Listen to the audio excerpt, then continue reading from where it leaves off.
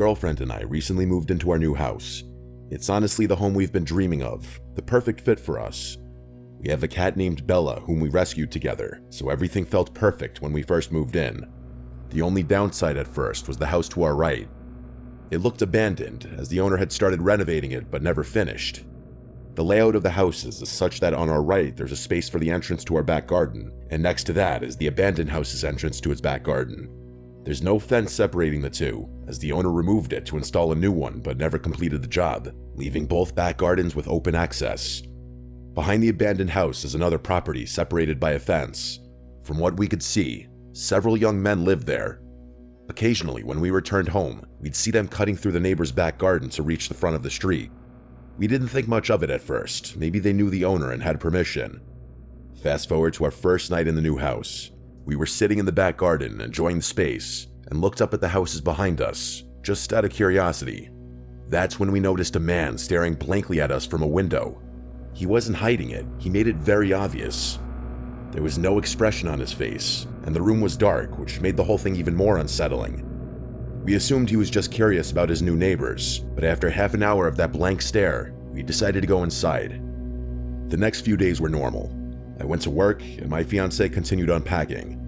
One night, we decided to sit in the garden again. It was dark, but we enjoyed looking at the stars and having deep conversations, until we heard the makeshift wooden board fence being moved. 3 men appeared, standing there, staring at us. "Are you okay?" I asked, knowing they wouldn't leave unless I said something. The youngest looking one, around 29, was holding a big bag, and we had no idea what was inside. He offered us some stolen washing up tablets, which we declined. I made a joke about it because the situation felt so awkward.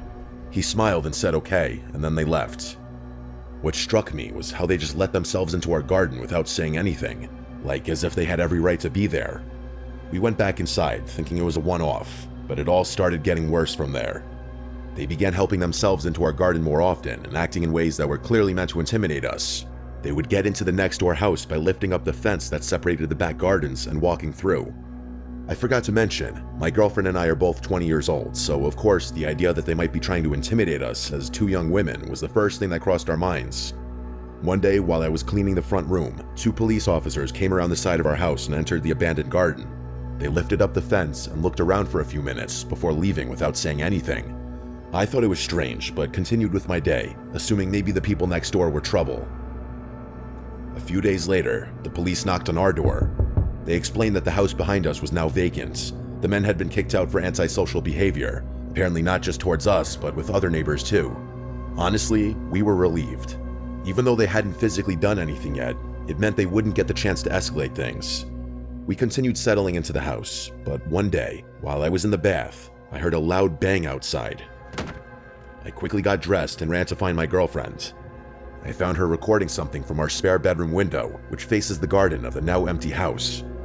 I asked what was going on, but she shushed me. After a moment, she explained. A man we had never seen before pointed up at our bedroom window, and when she noticed him, he sprinted full speed toward our house. He tried our door handle on the way past, then ran back into the garden, threw the broken fence up, and started banging on all the windows of the empty house. We called the police immediately. They came, watched the video, took a statement, and left. We were shaken. Why would they try our door handle and then break into that house? What was he planning? A few nights later, while we were in bed, we heard whistling. The kind of whistle men use to harass women. It was 2:16 a.m. We listened quietly, and then heard someone tapping on our window. Terrified, we checked the cameras, but for some reason, they didn't record anything. Whoever it was must have left shortly after because the noises stopped. We were too scared to sleep, so the next day, we went to my mom's and stayed the night. When we returned the following morning, we noticed our Ring doorbell had been removed and placed on the floor. The SD card was gone. Someone had clearly come back, and we knew who it was. Who else would do that? We called the police again, and they told us to keep all the doors and windows locked. The woman on the phone even said that the removal of the camera could be a sign that they were planning something, which terrified us even more. But at least she was honest. The whistling, banging, and attempts to re-enter the house continued for weeks. We made multiple police reports. They never tried our door again, so we hoped it was over. But 3 weeks later, while in bed watching funny clips from our camera, we checked the live feed. That's when we saw a man outside, wearing a black mask covering his mouth and nose, with his hood up, standing in front of our garden with his arms spread wide, like he was imitating Jesus on the cross. He stared up at our bedroom window with his head tilted. We froze. At the time, we had moved the camera inside the house, so it didn't record. We were so shaken we didn't even think to screen record. He then spoke, but we couldn't hear what he said. Then he turned around, walked to the opposite side of the street, and just stood there, staring at our house for about 30 minutes. We called the police again. They said it wasn't illegal to stare at someone's property and dismissed the whole thing, even when we told them what he did on our lawn. They made us feel like we were overreacting. We couldn't sleep for days. Any noise outside terrified us, even normal ones. Then, one night at 2:52 a.m., we got a notification. I woke my girlfriend and said, "Someone's outside, I know it. Please check the camera." She did. And there they were. 2 masked men coming from the side of our house, shining flashlights into our windows. One of them, the same man who had been harassing us, was holding what looked like a crowbar. Why us? What was the point of this?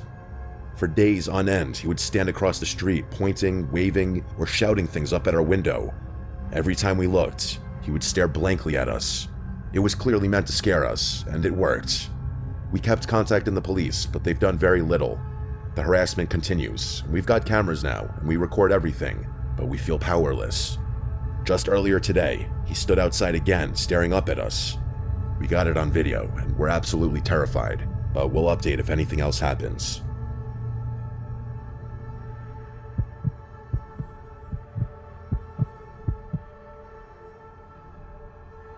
Let me preface this by saying I'm not crazy.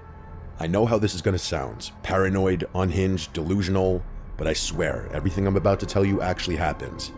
It started with a face, or more accurately, faces that all looked just slightly off. 3 months ago, I ended a relationship with my ex Caleb. We'd been together almost 2 years, and the breakup was long overdue. Caleb wasn't violent or anything, he never hit me, but he was controlling and possessive in that low-key and calculating kind of way, perhaps the worst kind of way. He'd do things like track when I'm on my phone and quiz me on things I'd done that day to see if I'd give the same answer twice. After I left him, I changed my number, disabled my social media, and even moved apartments. I thought I was in the clear. Then came the barista. It was a Tuesday morning. I stopped by this little hole-in-the-wall coffee shop near my new place. I'd only been there once or twice. As I stepped up to the counter, the barista, a girl about my age, smiled at me, but something about her expression made me pause. She tilted her head and said, "Good morning, Sunshine." I froze because that was Caleb's nickname for me. It was not a common one. He used to say it sarcastically whenever I was upset, like, "What's wrong, Sunshine?" He enjoyed pushing buttons. I brushed it off, maybe it was a coincidence, but then it happened again. A few days later, I took a rideshare to work. A different driver than usual, older guy maybe in his 50s. He kept glancing in the rearview mirror like he was trying to recognize me, and then he asked me if I ever figured out what I was running from. He said it as casual as could be. I simply responded, "What?" And he just chuckled and shook his head, like I was in on some joke. Caleb said that to me once. After I told him I needed time to figure myself out, he leaned in, dead serious, and asked, "Ever figure out what you're running from?" Now, 2 strangers have repeated things he said, word for word. It kept happening. A woman at the grocery store bumped into me and whispered, "You don't get to just disappear." A guy on the street said, "Still wearing your hair like that," as he passed. Another one, someone who worked in my building, said, "You always liked this song," while humming the exact tune Caleb used to play when we argued. It wasn't their faces that freaked me out, it was the way they looked at me, like they knew me, or at least thought they did. They all had different faces, but their eyes all had the same expressions. I started thinking I was going crazy. I mean, what else could explain it? So I did something I wasn't proud of. I contacted Caleb. Not directly. I sent a message to his sister. I told her to tell him to stop. I figured maybe he hired a private investigator. Maybe he was stalking me or pulling strings, telling people things about me. I just wanted it to stop. She texted back the next day, saying, "I don't know what you're talking about. Caleb's in rehab. He's been there for 6 weeks with no phone." I didn't believe her. I thought she was covering for him. That is, until I saw a picture she posted of him on Facebook a week later, looking pale and sunken in, holding one of those one-day sober chips. So it couldn't be Caleb, or at least not directly. I couldn't shake the feeling that these strangers knew things they shouldn't, though. One night, I stayed late at work. I didn't want to go home because my apartment didn't feel safe anymore. Not that anything bad happened inside of it, I just didn't like being alone. Around 10 p.m., I finally called it a night. I walked the 10 minutes to my place, keeping my head down, headphones in, but no music playing. Something I learned to do so I could still hear if someone was following me. When I turned the corner onto my block, I saw someone sitting on the stoop of the building across from mine. A young man with his hoodie up but his head down. I almost ignored him until he spoke. He said, "Cold out tonight, huh, sunshine?" I stopped walking. He didn't look at me, he just stared at the sidewalk like he was reading something on it. I slowly walked past and didn't say a word. When I reached my building, I went upstairs and locked every bolt on the door. I sat on the couch for hours, just listening to nothing. Eventually, I fell asleep. The next morning, I woke up to find my doormat flipped over. That might not sound like a big deal, but I live alone, and the door to my unit is on the top floor. You don't just accidentally walk by my place. The underside of my mat had something scribbled in pen. It said, "You can change your face too if you want, but I'll still recognize you." I didn't know what it meant, but I still threw up. That day, I booked a hotel for the weekend. I left my apartment without packing anything. I didn't feel safe even grabbing clothes, I just needed to be somewhere crowded. The hotel clerk gave me a room on the 4th floor. It was small, quiet, and kind of stuffy, but it felt safe. But only until around 2 a.m., when someone knocked on my door. There were 3 slow knocks. I sat up in bed and waited. They knocked again eventually. I peeked through the peephole, and it was a woman, maybe in her 40s. Her face was totally blank and expressionless. She was just staring straight at the door. She didn't say anything, so I didn't make a sound, and eventually she left. It was one of the most disturbing things I'd ever seen. The next morning, I asked the front desk if someone had come by to my room. They said no one should have been up there, especially that late. All the rooms on my floor were vacant. That's when it clicked. These weren't random people. They were being sent and fed my details. They were given phrases Caleb used. But if it weren't Caleb, who would do it? And why?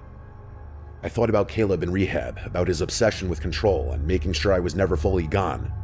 He didn't need to be the one knocking, he just needed to send others to do it. So I started digging, and there was one conversation I remembered from months before the breakup. Caleb talking about a forum he was on, a place where people shared tactics. He made it sound like it was for productivity or self-improvement. I don't remember the name of it. Honestly, I don't think he ever gave me the name. But in retrospect, it sounded like some creepy, cultish roleplay crap, except it's happening to me for real. Someone, probably Caleb, had hired people to say his words and mimic his patterns, so that even if he was out of my life technically, I'd still be constantly reminded of him. It wasn't stalking in the traditional sense. It was psychological graffiti. Like he was spraying himself onto strangers so I could never be sure who I was looking at. I don't think it's about watching me, but rather about making sure I never stop watching for him. I moved again and disappeared off social media again. I even dyed my hair. I told friends not to tell anyone where I was. It worked until last week. I was walking home from the bookstore and a woman passed me on the street and said, "Still hiding behind books, sunshine?" She didn't stop walking even just to look at me. I don't think this will ever stop. Maybe he paid some crazy underground service to do this to me for a year, who knows? Maybe he made it public. Maybe this is some sick underground game now. Who can scare Sunshine the best? Who can get the closest without touching? I can't trust anyone's face anymore. The constant paranoia is truly eating away at my mental health.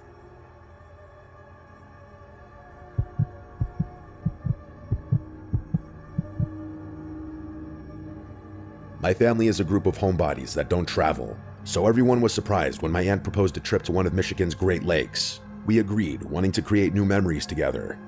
My cousin booked a spacious Airbnb that could somehow accommodate all 18 of us, which felt like a miracle considering the price. The house sat right on the beach, with gorgeous lake views that stretched for miles, almost like an ocean. Most of us claimed rooms in the main house, but because of our large group, some of us were placed in a second building directly behind it, a 2-story garage with bedrooms upstairs. My 3 cousins and I were assigned to sleep there. At first, we didn't think much of it.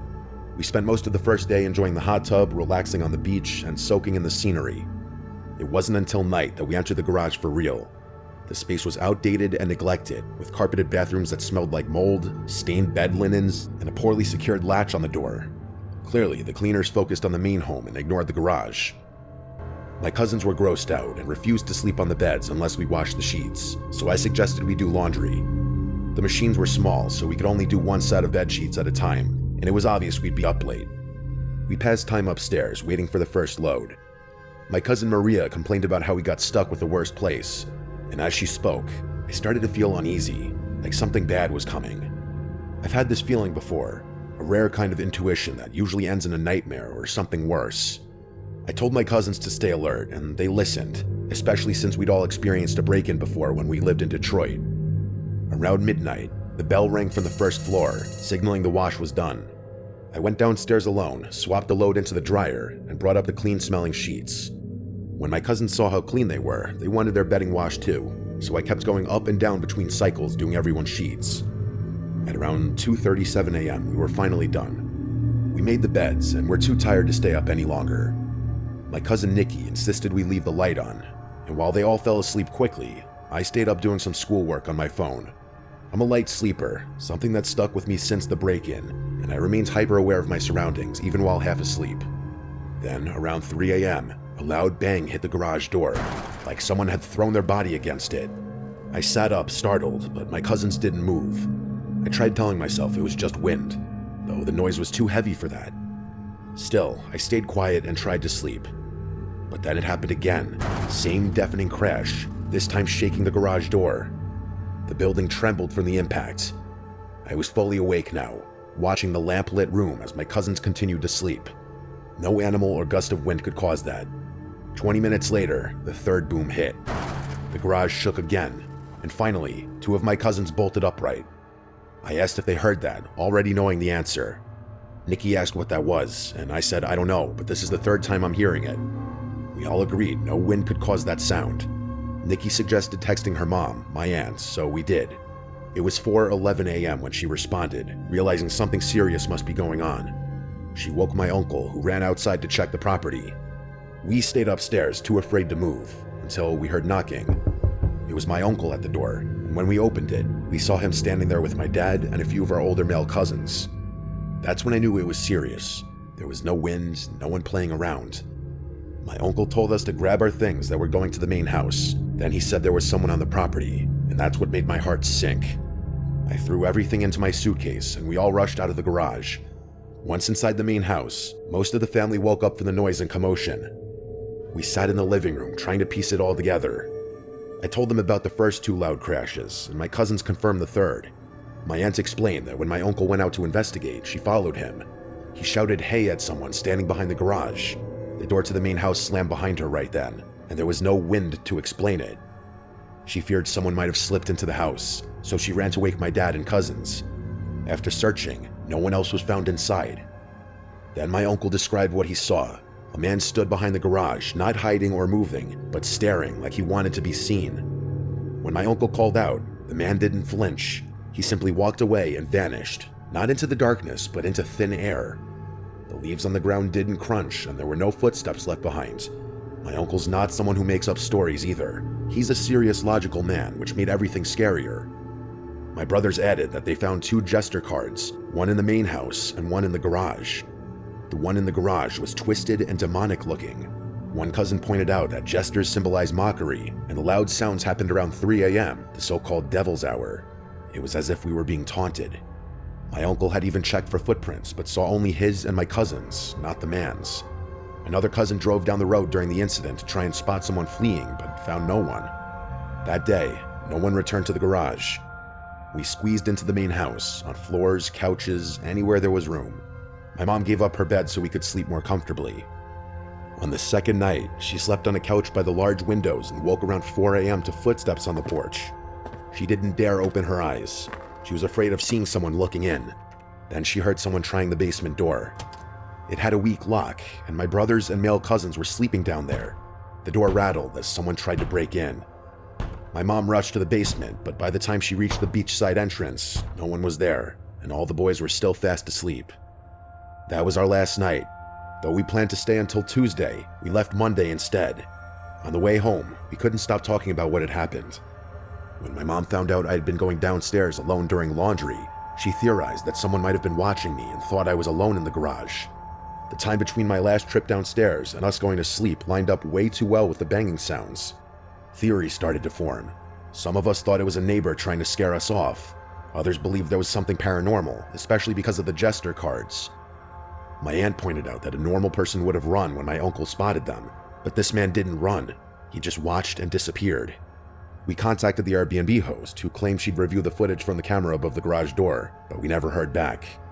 It made us wonder, did she know the man? Was he a neighbor? When we first arrived, my sister and cousin had walked the beach and passed a woman next door. She watched them coldly, without friendliness or a greeting, just an unfriendly gaze. The house was in the middle of nowhere, and we understood how constant Airbnb guests might annoy locals, but we were respectful. We didn't deserve what happened. This was our first family trip, and hopefully not our last, even after everything we went through.